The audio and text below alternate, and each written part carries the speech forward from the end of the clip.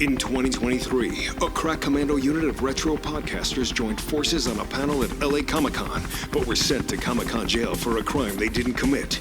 These men promptly escaped. Today, still wanted by 80s nerds, they are very easy to find. If you have an 80s nostalgia problem, if no one else can help, maybe you can hire the Night Boys.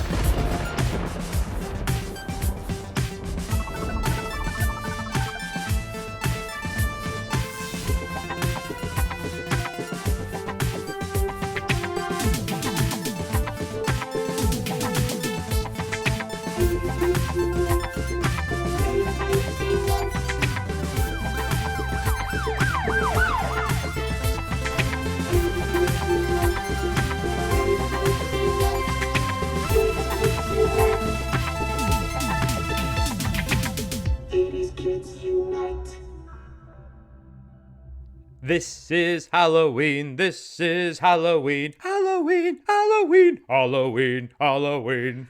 No, you gotta do, it's almost time. The birthday for Halloween, Halloween, Halloween, and only to Halloween, Silver Shamrock. Who didn't want those? What's up, everybody? That's right, it's 80s Kids Unite. And unfortunately, most of the Night Boys are out trick-or-treating right now, and it's leaving just your old pals, Corey, a.k.a. Sleazy C, and Zach, the total snack it Schaefer. Oh my God, buddy, this is the smallest group we've ever had. Well, the kids are out trick-or-treating. We're the ones at home handing out candies and actually getting to probably have more fun than they are. Dude, well, you know, it's going to be a fun conversation. It's all going to be Halloween centric. But let me ask you something now. As an adult, what do you prefer? Do you prefer staying at home and handing out the candy and seeing all the kids come and everything like that? Or do you like going out with Bodie and being a part of everything? Well, the respectful, honorable dad would say, I like going out trick-or-treating because that's what my son likes. But the honest truth is I like being at home, having scary movies playing and handing out candy to those who want it, or not handing out any candy at all and just watching scary movies on Halloween like you would watch End of the World movies on New Year's Eve. Yeah, dude. Like, you have 24/7, like, nonstop movies playing in the background and everything, you know, while you're carving your pumpkins and stuff. Now, were you carving a pumpkin early, like, you know, weeks early, or are you like on, like in John Carpenter's Halloween, like Jamie Lee Curtis, are you carving the pumpkin, the jack-o'-lantern on Halloween night? Is that how you roll? I think we normally, when we carve pumpkins, we would do it like a couple days prior so we have it out, because eventually, as everyone knows, it starts to cave in. And in the 80s, we all just stepped on the pumpkins and yeah. I never did that. But no, I think I'm one of those guys who likes to do it a couple days prior to have it out on Halloween versus like it's Halloween and putting it out on Halloween doesn't make sense to me. How about you though? Oh man, I want it out as long as possible, but like, yeah, me too. You know, living in Maryland would dictate, you know, growing up as a kid would dictate how early we could, you know, carve the jack-o'-lantern. Living in LA would also dictate how early, you know, or late you could carve it, because it would be rotten if you like carved it like 2 weeks prior. We could get a good solid week and a half or 2 weeks out of a jack-o'-lantern in Eugene, Oregon. Oh wow, which is nice. And I have like, you know, I have my set movies that I like to play in the background while I'm you know, carving the pumpkin. I like to watch Night of the Living Dead remake. I like to watch Demon Knight. I like to watch Tim Burton's Sleepy Hollow. I also like to watch the Disney Ichabod, you know, Headless Horseman one. And I like to put on, like, Halloween is like the last one I'll sort of put on to kind of save it for like the nighttime and everything. But I just have these like movies that I just love. You know, I don't necessarily really watch them. They're just in the background while I'm doing it, you know? Yeah, no, that actually makes me wonder, try to recall what I watched prior to having a kid on Halloween, because now that Bodhi is of the age where we're watching horror movies all the time, but like kid appropriate horror movies, I'm putting on the Monster Squad, and I'm putting on, I think this might be the year we put on Something Wicked This Way Comes. And Cool. Is that on Yeah. Disney Plus, by the way? I don't know. I still actually have the physical DVD. So Okay. I think Disney released a bare bones Blu-ray of it at one point. Might have to pick that up. But I think it's like the Anchor Bay version actually that I have.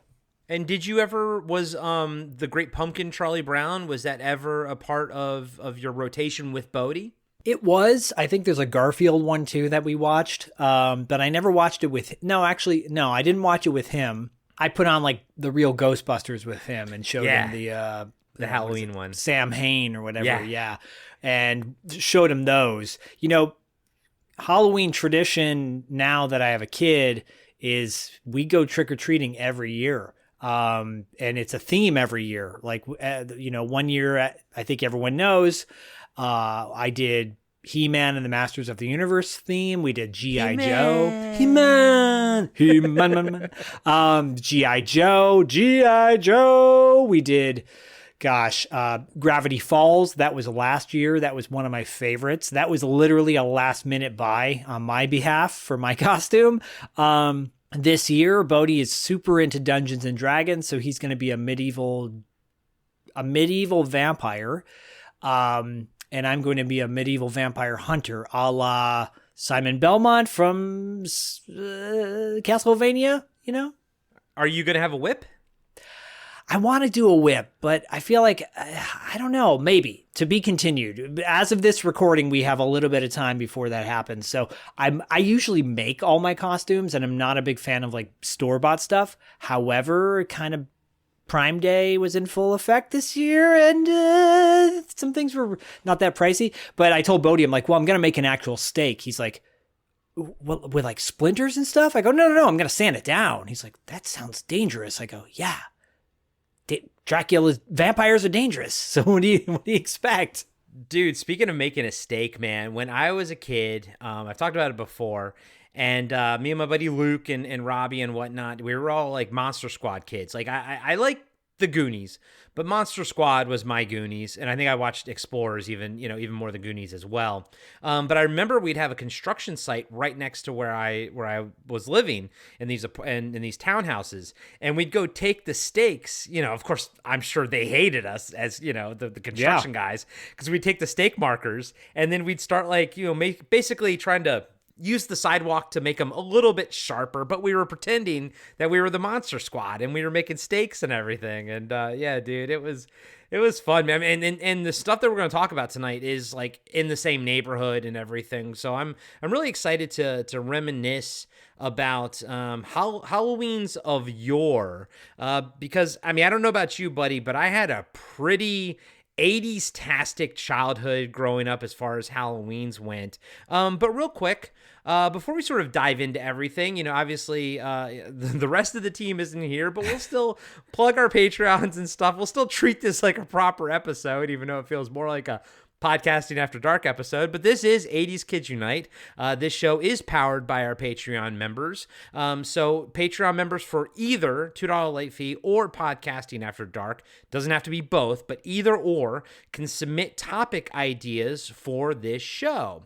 And we have a collection, a whole list that we share that we're kind of put everybody's question or suggestions on it and everything like that. So this episode, like all the others, is powered by that. Now originally, when it was supposed to be all five of us, we were all just gonna have kind of one.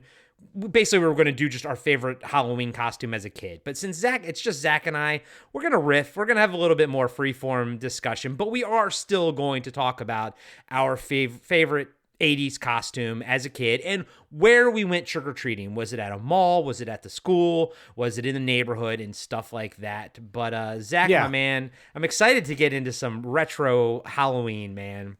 We have a ton of topics we're already going to get to down the road, and we are going to get to everybody's topics, whether it's 2 Night Boys or all 5 Night Boys. So have no fear, Patreon listeners and loyal listeners of 80s Kids Unite. We will get there. But first, we're going to get here with tonight's topic, and I'm excited too, Corey. Yeah, buddy. So first off, I want to start out with a simple question for you, Zach.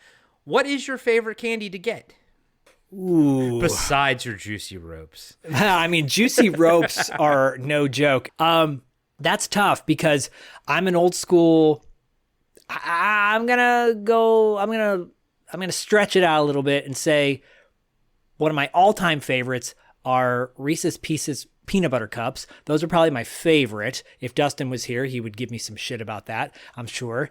And my ideal way of eating that is to eat around the rim and then peel off the top chocolate. So I just have the peanut butter exposed and I can just eat that at the end. Yeah, definitely those, but bottle caps. Bottle caps are another favorite of mine. They would always come in that little pack, the fun size pack for trick-or-treaters, and cola and root beer and I believe grape were like my top 3 favorite flavors of bottle caps. Nice. So I'll go with bottle caps because that's a little bit more obscure. Okay, yeah. Well, I've always been a Twix kid. I love Twix. I think they're fun. I also love Three Musketeers. But I think I loved getting candy that I normally wouldn't have bought on my own. Exactly. Like, so maybe like getting a Charleston Chew or something like that. Oh, Charleston Chew. I like them. isn't that like it's like a taffy around? No, it's like a vanilla. It is kind of. It's like a little bit chewy, though. It's sticky and thick. Yeah, sticky and thick, just like I like it. Oh, Charleston Chew. Can I tell you something? I'm not a big Reese's Cup fan, so. Oh, well, fuck you then. Exactly. It's not PG anymore, baby. Baby! Well, then how about this? I'll just throw this out, and I actually kind of I'm drinking a themed energy drink. Oh, Ghost. Very good. But it's Welch's grape. Oh, I like Welch's grape. I like that fake grape flavor that you get, like that Dimetap flavor. Okay, how about this, Zach? I know Lee submitted this one.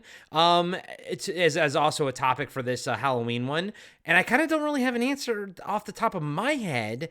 But do you remember receiving anything like what was the strangest thing you ever got out of like you found in your Halloween bucket or bag?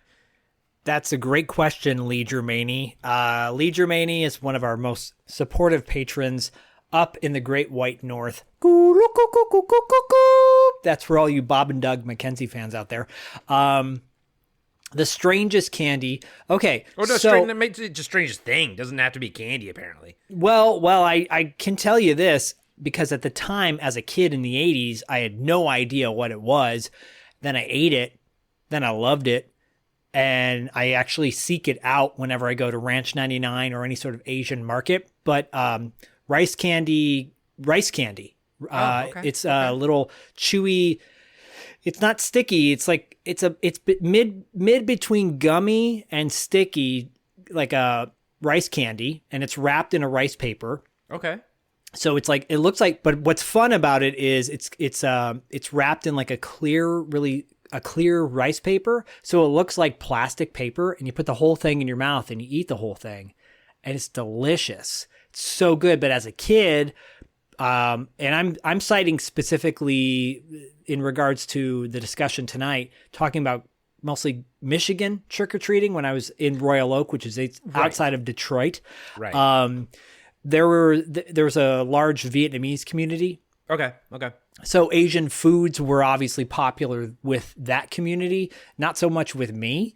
I had one friend that was Vietnamese, super cool kid. And I remember going to his house on Halloween and getting those candies. And I'm like, what is this? You know, I mean, it's in the 80s. I'm like 7 or 8 years old. Yeah, no, you don't have to. You don't have to go back and justify your reaction, my friend. I understand. I would be like, "What does this do?" But you tried it though, and you wound up liking it. I think that's more of a testimony than anything else. True. Yes, true. I didn't get the obligatory toothbrush. I did get some pennies. I got a sad story in regards to trick-or-treating coming up that'll break your heart. Well, it's funny that you mentioned the pennies because that was one of Paulette's questions for Halloween. Do you ever remember receiving any pennies? What's the deal with giving pennies? What's the deal with pennies? I don't know. I mean, like, it's bottom of the barrel scraping for stuff, you know? It's so random. I joked that we have so many travel size things, you know, when we go to hotels or even if you go to the dentist and you get your travel bag, your gift bag, giving those out for trick-or-treaters. I got extra toothpaste here. Here's some shampoo for you, kid. Like, the random stuff that you would give away. I never did that. I specifically would go to the grocery store to get like the best candies. Butterfinger bars, those are always really popular. Chico sticks, like that stuff like that. But yeah, I did get pennies. And I'd say the pennies were the lamest gift. Or the lamest treat. Even in the 80s, a penny was essentially worthless. Well, what could you do? You needed at least 5 cents to get a gumball. And, Right. and pennies are like so heavy, right? And if you got $1 worth of pennies, that means you got 100 pennies in your pocket and you got to count them out. We all been behind that person in line, especially in the 80s, counting out their pennies. 1, 2, and losing track. They make jokes about it, in TV and movies, but it's true. It happens. So, yeah, pennies suck, and I've definitely got those. And rice candy. How about you though? Can you remember any bizarre candies?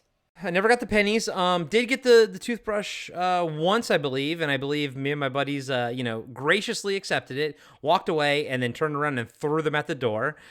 We were like 9 years old. I think the strangest. I'm looking back, it's not strange, but as a kid, I didn't really know what to do with it, and it was one of those wax lips thingies. And Oh yeah, those were never like they looked cool, but they weren't flavorful. Well, I know it's like I didn't know what you're supposed to do. Like you're supposed to chew on it. Does it have flavor to it? I didn't understand. I don't remember it having flavor. I remember they came out with those wax candy bottles that had like liquid in them down the road, but the wax lips, the wax fangs, I don't remember those tasting like anything. And it was straight up wax. We put wax in our mouths, guys. Yeah. Like, that's so gross. Yeah, no, I was just like, what do I do with this? I think I opened it and was like, bit into it. And I was like, I knew not to eat it, but I was like, maybe it tastes like something. And I was like, ew, it doesn't. Never mind. And then I kind of sometimes liked those wax, soda bottles because you could chew on them. They then the flavor kind of bursts out of it, but you weren't supposed to swallow it. You're supposed to still like kind of spit the thing out eventually. I think eventually. So it's like almost like gum, but not quite like gum. So I never really got that. But yeah, no, I never got the pennies. So that, that was that. And Zach mentioned, where his location was. Mine is pretty much all going to be, I'm talking about Maryland, in a suburb, about, 50 minutes outside of DC up north. And we'll get into all that sort of our trick-or-treating memories, specifically about our favorite, sort of one of our favorite costumes that we put together as a kid or had as a kid. But that doesn't have to be the only thing we talk about costume-wise, because one of my costumes, and there's kind of a point to why this is a thing, and it's one of those ones that didn't come in a box. It wasn't like one of those, what were they called, Zach? Who put those out? Ben Cooper. And right. So we are going to talk about them.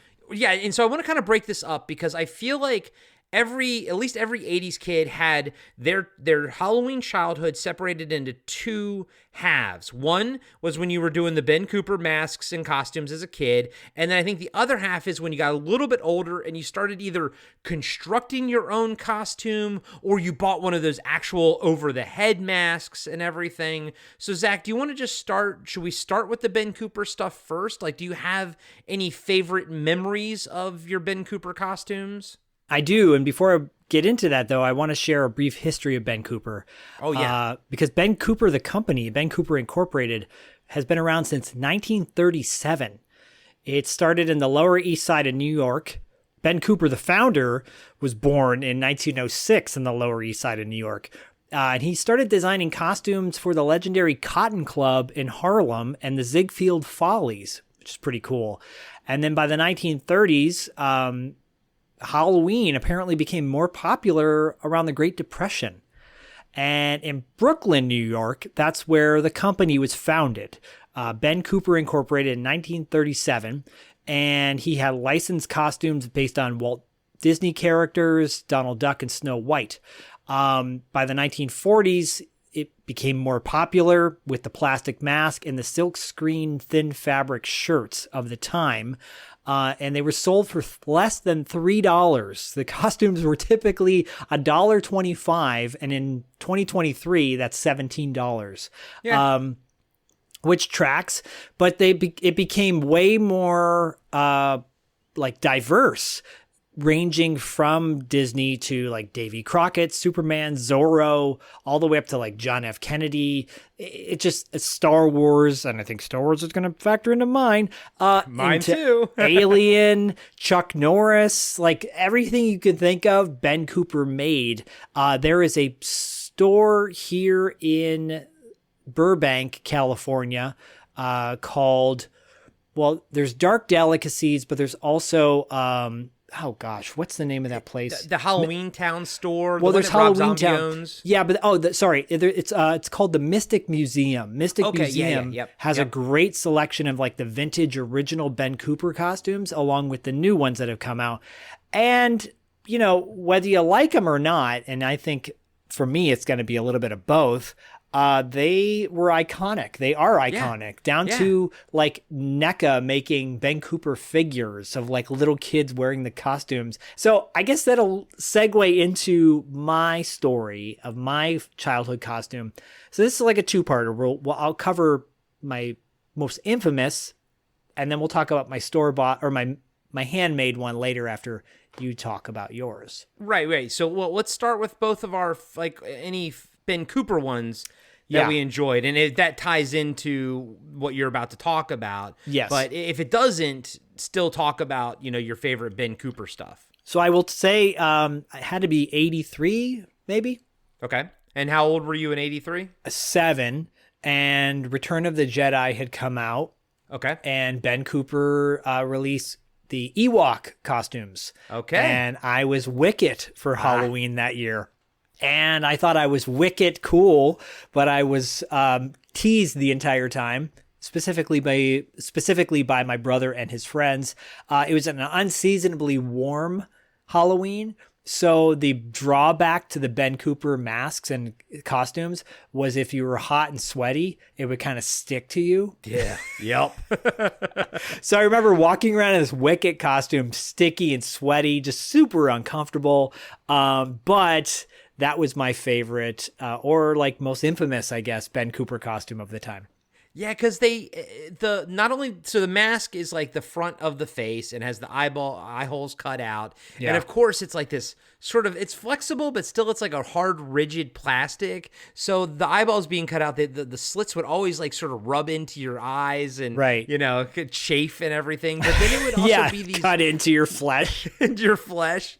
But then it would also be like these plastic tarp things that you'd put over. I don't remember them being fabric like it said. I remember being plastic. Mine were plastic. I bet you the fabric ones were like in the 60s and the 70s, because by the 80s they were all plastic by that point. And I remember it's like, so I had two of them that I enjoyed, but I'll right now talk about, I too had a Return of the Jedi Ben Cooper one. Mine was Admiral Akbar. And it was you don't still have that, do you? You don't. God, I wish. Okay. God, I wish. But I remember like the eye holes were his nostrils essentially. Yes. But like, and another one that I had that I loved was my Optimus Prime one, and I actually felt really cool in that one because like I was like, I look like Optimus Prime. But then I hated the fact that the tarp, the top for it, it doesn't tarp. Like, it wasn't like designed to like look like Optimus Prime. It was designed to say Transformers and then have an image of Optimus Prime on it. And I'm like, but I'm Optimus Prime. I want it to like look like the front of the cab, you know? Well, I will tag on. Originally, the costumes actually look like the full body, like C-3PO, for example. If you go on the Wikipedia page for Ben Cooper, it looks like the C-3PO body. But then they got cheap in the 80s and just threw up some random like images, almost like Underoos, you know? Yeah, where yeah. Underoos got cheap too. They would do like the traditional outfit, but then eventually they would just go with like a splash of the logo or a bunch of the characters. You're like, what does that have to do? That just looks like you're wearing a stupid t-shirt. Yeah, because at one point Underoos, like if it was Robin, the shorts would be like proper, look like the you know, the tidy whities wouldn't be white, they'd be like Robin. But then eventually it just became like, oh, let's just put a picture of Robin on there. You know, so lame. So you had this cool mask, yet the shirt was like, oh, the Autobots are on my shirt. Bah, bah, bah, bah, bah. But come on, let's talk about, while we're still on the Ben Cooper, train, let's talk about how awesome, though, it was to walk into a store, a Halloween store. Well, at the time, it would usually be like Five and Dimes or something, would have the Halloween section, but seeing all those boxes. Five and Dimes? What are you like, from the 50s? Yeah, see? And Five and Dimes, eh? Yeah, get a Piggly Wiggly and the Five and Dime. You mean like Sears? And it's not Sears, but It would have been like People's Kmart, Drug or something. Kmart. Dude, I think that's where I got them all at. Was or at Kmart, Kresge's. man. Kresge's for all you East Coast people. But bro, do you remember how much in awe you were when you walked in and saw the wall of boxes and like being like, oh my God, because there's no internet. I didn't know what was going to be there, It was more awe and anxiety because there were so many to choose from, and my mom would be like, well, you get to choose one. And it can't be the top ones because those are too expensive. I'm like, which one do I pick? Which one do I pick? And like, it was so agonizing to figure out. I had so much like pressure behind me because if I got it, was that the right one to get? It's probably why my dating history was so flawed when in my 20s, because I'm like, yeah, but if I date her, could there be somebody else better than? No, I See, I just always went with my gut. I was like, I want that one. I'm Optimus Prime. I love Optimus That's Prime. what Bodhi Boom. does. Bodhi's like, that one done. And Hen's like, done. I'm like, well, but that one, the box is creased. That's Black Star. I love Black Star. That's Brave Star. Which star do I get? Did Neither. they make a Thundar one, do you think? I'm sure they did. I mean, look, they made Black Star. They made Brave Star. I've seen those images online. So they must have made Thundar. They had to and then make Dar, Thundar. and then Dar from Beastmaster. Beastmaster, God. Hey, does anyone want to be Dar? Take your shirt off. You could be Billy and Dar. That's your choices. So why did Eric make fun of you for being Wicket? I mean, like, Return of the Jedi was huge. Everyone loved it. Wicket was the he was the all-star of the Ewoks. I was the annoying little brother. And so he went off, and he was the one. I never did this. I swear to God. He was the one who egged people's houses. He was the one that TP'd people. He was the one that left a flaming bag of shit on someone's porch, He called the shit poop.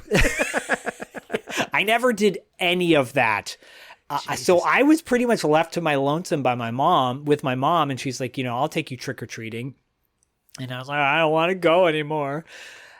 My quick story about that is, I know we're a little all over the place with this discussion, but in regards to wearing my Ewok costume, there was a house across the street. It looked like a witch's house. It looked like the house from Monster House, right? And there was a little old lady that lived over there, and she had a green awning, and she looked out her window at night, and the green awning shone down, like the light shone through, so it made her look green. She looked like a witch. And we all thought she was a witch. People threw rocks at her house, cracked her windows. And I remember 3 kids that lived on our block, Johnny, Jack, and Jeff. I swear to God, those were their names. Those kids were huge troublemakers. And they're like, she's a witch. So my mom's like, we are going over there. I'm like, no, I don't want to. We're going over there trick-or-treating because that's what we do. And I'm like, I don't want to. And she made me go across the street. No, I don't want to. I'm sweating through my Wicket costume. This is scary. We knock on the door. You will say trick or treat. You will say trick or treat to her. So the door opens. This little old lady answers, trick or treat. Oh, no one's come to my house all night. It's so nice that someone came over. And my mom's like kind of pushing me towards her, She's like, here, take as much candy as you want. No one's come here. And I've told this I knew story, that would be the outcome. Yes. And she pulls out this bowl, and it is the biggest bowl of candy I've seen all night. It's filled to the brim. No one came to her house. So what did I do? Feeling now at this point terrible because she, 1, is not a witch. 2, she's a sweet old lady. And 3, no one's come to her house. I take one piece of candy. You good little boy, you. And she invites us into her house. And my mom talks to her for a while. I'm sitting there uncomfortable because, she's old. You'd rather be out trick-or-treating. Right. And then we left. That's the end of the story. But I'll never forget. It taught me a lesson in stereotyping. Oh, it's a witch. Well, it's that was your Monster Squad moment, That's my Monster Squad moment. It was my scary German guy. German guy. Yeah, dude. But then she turns out to be super sweet. That's so awesome. That's not usually how Zak's stories go. And I'm also not at all surprised that Eric was, egging people's houses. And my God, I mean, he's just... He's like one step away from being Kiefer Sutherland in Stand By Me, right? Like, yeah. He's just like one notch away from that. I guess for all you younger listeners, he's more like Roderick from the Diary of a Wimpy Kid, the older brother of who's in that band called Diaper Pail or whatever they're called. Loaded Diaper. That's what they're called. Sure. No clue. Sure. No clue. No, he thought he was Rudy from Monster Squad.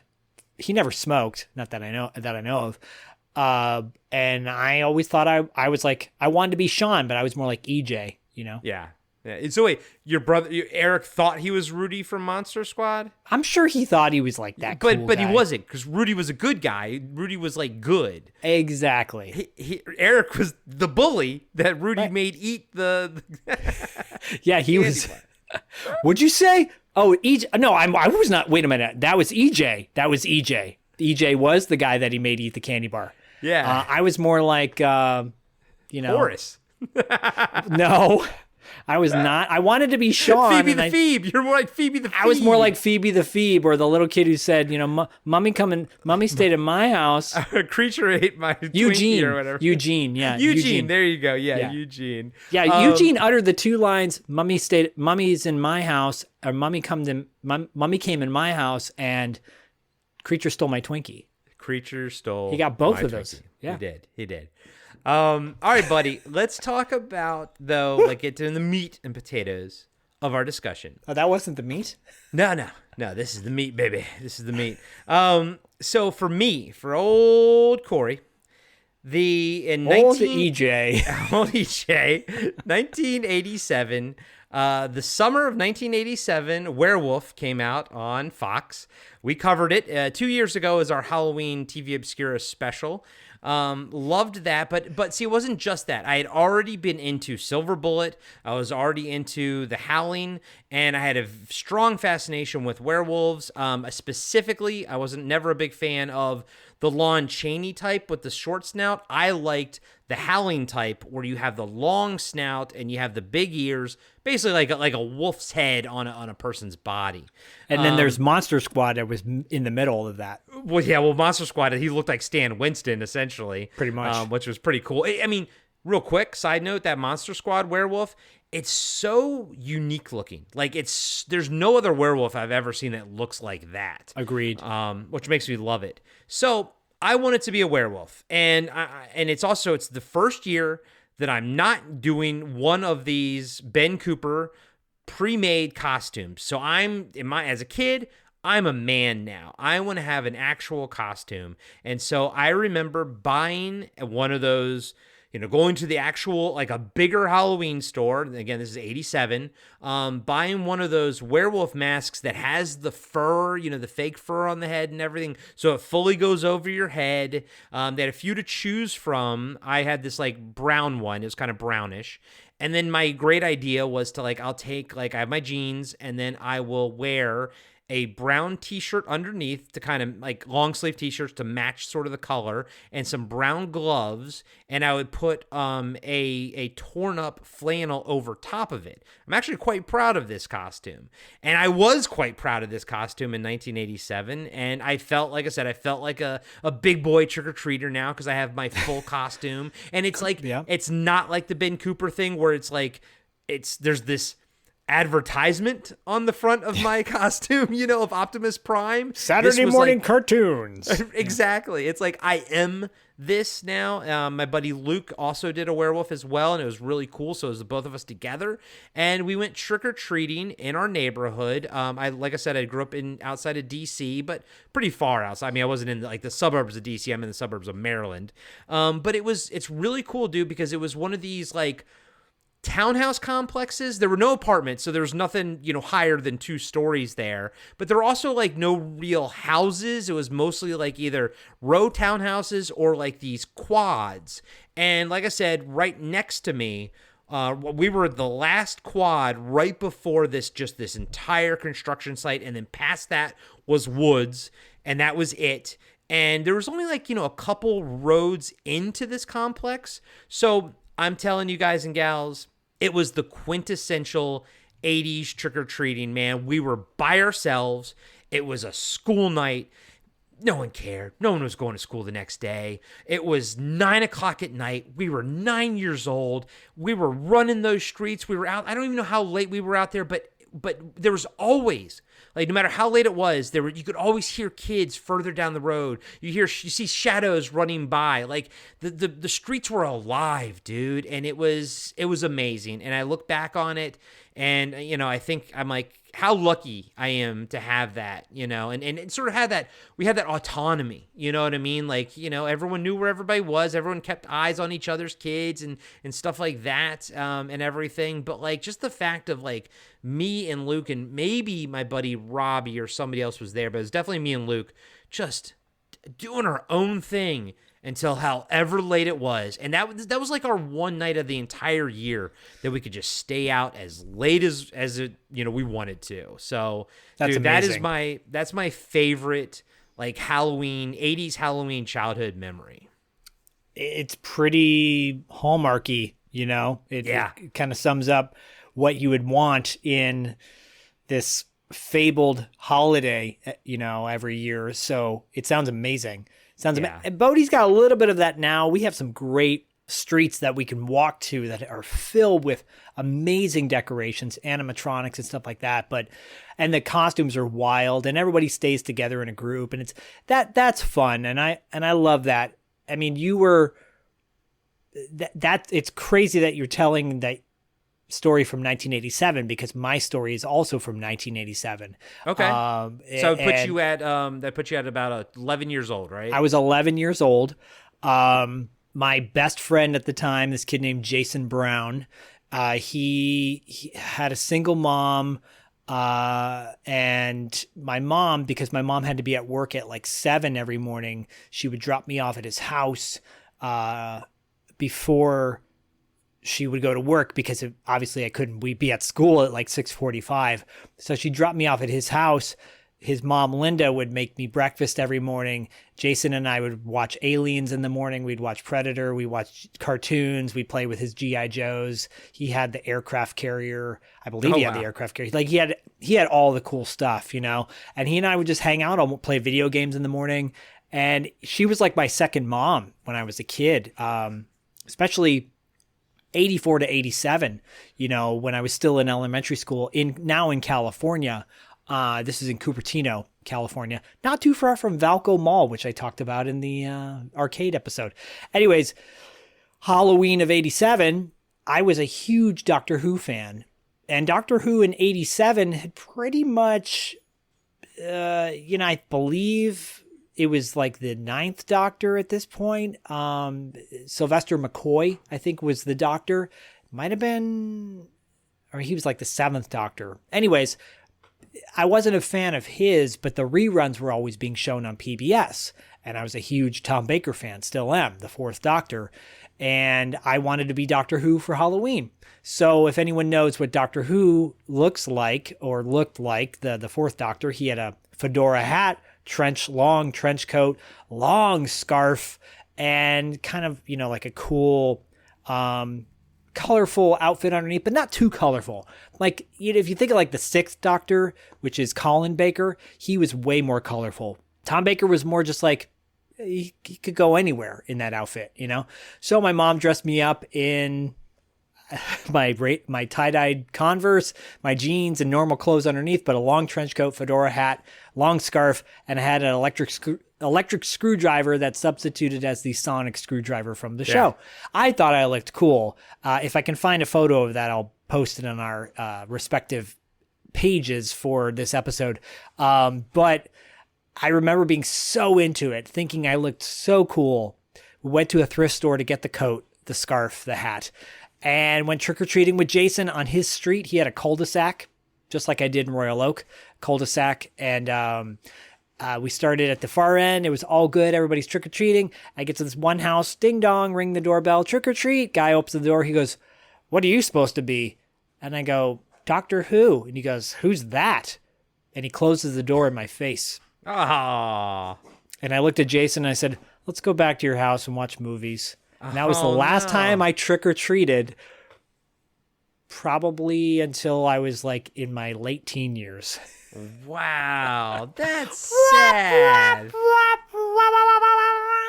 Wow, that's sad but you got dejected by just one guy and you gave up? Come on, man. Yeah, I just was so deflated because he was like, "What's that?" And I just was like, "Let's go back.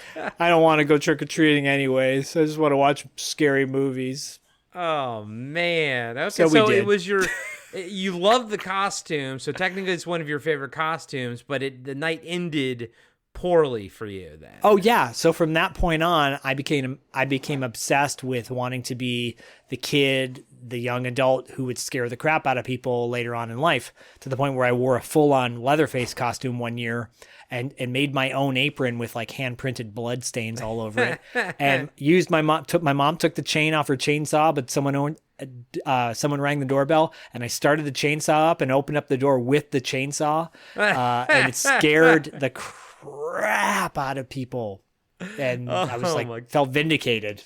Oh my Anyways, God. yeah, so my story ended sadly, but you know what? It was still a great costume.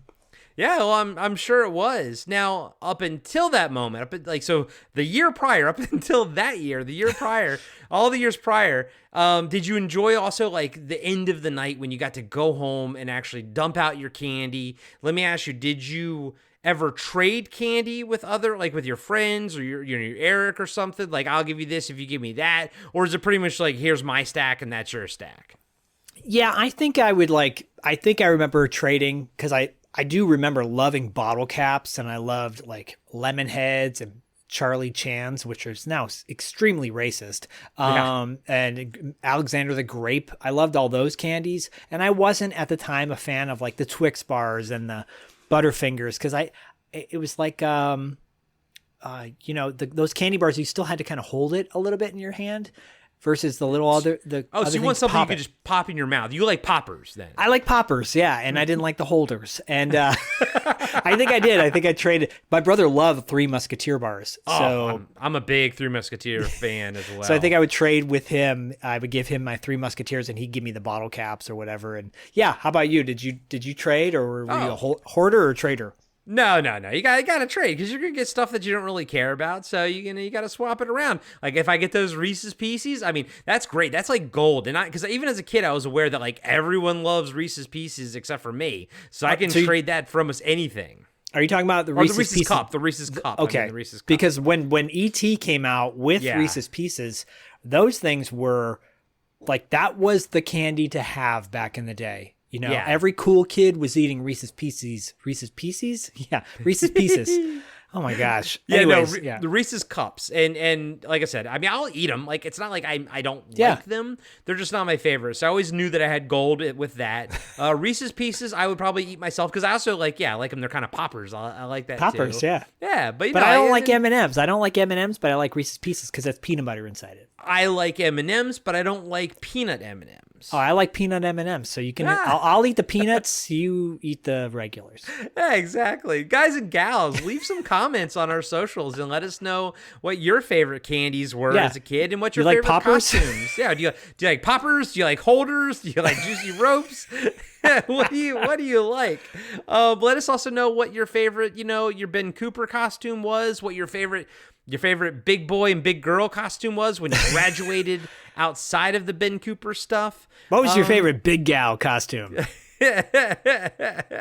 Oh, dude, I will say this, and I think it was a bit maybe you might know better when it came out, but I was never Freddy as a kid, but I always thought it was really cool that like Spencer's and whatnot had that plastic Freddy glove. And as a kid, I was like, oh my, it's like, it's 1-to-1. You know what I mean? Like as a kid, I was like blown away that like, it was almost like a replica. Obviously you look at it now, you can tell it's, cheap as hell. But as a kid, when you're like 8 or 9 years old, you're like, this is like a replica. This is like literally the thing. I always thought that was super cool. One of my friends had it, so I would always kind of play with it, but I never dressed up as Freddy. I was Jason Voorhees a couple years later after the werewolf one.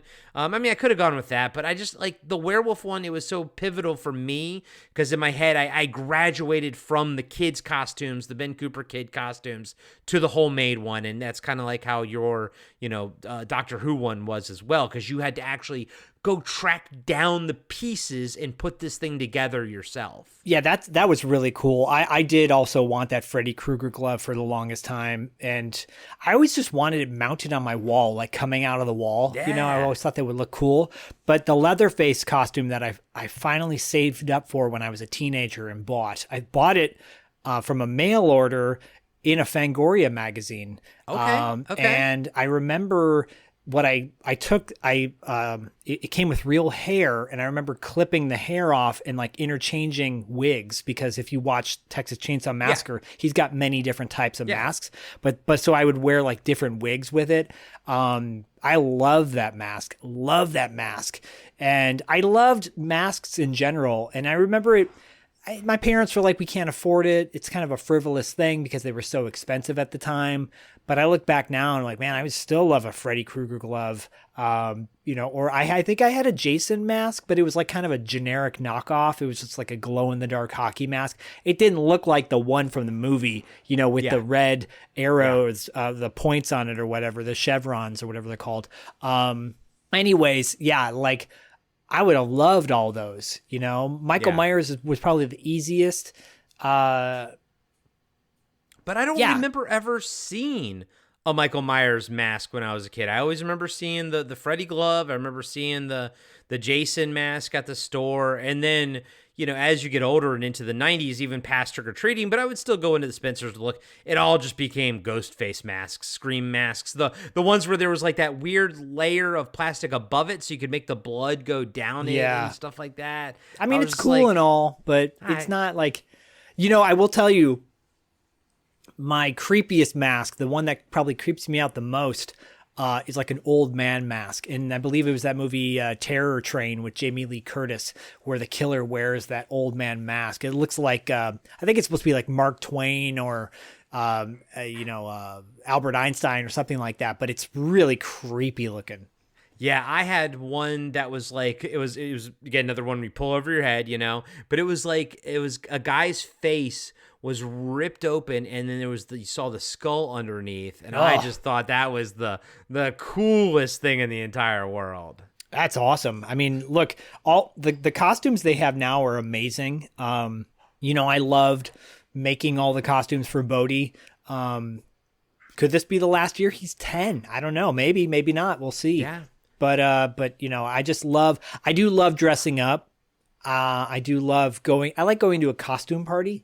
One year when I worked at Tower Records, they had Alanis Morissette had a release party around Halloween, and the release party was at the Winchester Mystery House in San Jose. Oh, cool. And it was shut down just for the employees of Tower Records, and we had a release party there where they showed the one of the music videos of Alanis Morissette, the Thank You song, where she's walking around down the street naked. And I came dressed up as a zombie, and that was cool. We got a flashlight tour of the Winchester Mystery House and Winchester Mystery House, and it was a lot of fun. Yeah, probably one of my best, more adult ones was when I was in college. I dressed up as Seth Gecko from Dusk Till Dawn. I had the black slacks, the black jacket, and remember he has like a black vest underneath, but it's over top of like a white wife beater. Oh yeah, I know that because I did the same look, and I had my hair pushed forward. I had just my like hair George pushed Clooney. Dude, I had the Clooney. I was into ER, so I Me had too. the Clooney when I was in high school. But I had my hair pushed forward. But I was also in great shape at the time, the best shape I'd ever been. And I even had my girlfriend paint just the top of the. I wasn't gonna do my whole arm as the tattoo, but she painted the tattoo coming out on my neck from underneath of it. And for me, it was probably one of the best costumes I've ever done. Probably second to that would have been my homecoming when I dressed up as Mr. Blonde. But back then wasn't really cosplaying. I was just like, well, I just want to wear black boots, cowboy boots, and have a thin black tie. But essentially, I was cosplaying. But yeah, dude, Seth Gecko from Dusk Till Dawn. I love that movie so much. Same. And I love that look too. And that was very popular. Yes, it was. Of course, it was called the Clooney. Give me the Clooney. And I don't have a widow's peak, so I had to. Me too. My hair cutter had to like kind of make it sort of pointy like a widow's peak. Yeah, I to this day, it's you just grow it a little bit longer in the middle, and then you've got the Clooney. You do the faux widow's peak, which is kind of like a comb over in a way if you think about it. Yeah, really, seriously. But this was fun. I'm sorry that the Night Boys, we couldn't find out what hear what they did. But you know what? Maybe next Halloween, we can maybe have an actual proper discussion. But dude, I do love going down memory lane with you and talking about, our respective childhoods and everything. Me too. And if the rest of the Night Boys were here and not trick-or-treating, this would have been a 3-hour long episode. So with us, it's a 1 hour. With everybody else, it would have been a 3 hour because Dustin would have wanted to unpack my trauma. Diallo probably would have dissected all of the Doctor Who characters for me we would have reminisced on our favorites. And Paul would be in a Target somewhere looking for Halloween costumes. So and taking us into the bathroom with him. Yeah. So instead you get us, and you will get the other Night Boys for next month as well. And you're going to get a whole lot more of us if you sign up to our Patreon, patreon.com/podcastingafterdark or patreon.com/$2 late fee. It helps keep the lights on, as I say on $2 late fee. It helps keep the video store lights on. It helps support our show. A little goes a long way. If you can't support us that way, at least subscribe to us, like us, go to our respective YouTube pages, leave a 5-star leave 5-star reviews on wherever platforms. Yes. All that good stuff. Plug, promote, work. Hello, boys. How are you? Hello, boys. Hello, boy. Frisco. I should have been Rip Taylor at one point and throw confetti up in the air and be like, who's ready to party? I am. I'm Bruce Valanche. All right, buddy. Well, happy Halloween, and we'll catch you next month. Stop it. Turn it off. Turn it off. Turn it off. Happy Halloween, Halloween, Halloween. Happy Halloween, Silver Shamrock. 80s Kids Unite is brought to you by Hungry Hungry Hippos, the loudest tabletop game in history. And by Nickelback, Zach's favorite band. If you'd like to suggest topics for this show, go to the Patreon of either $2 late fee or Podcasting After Dark, or both. All links are in the show notes. We love you.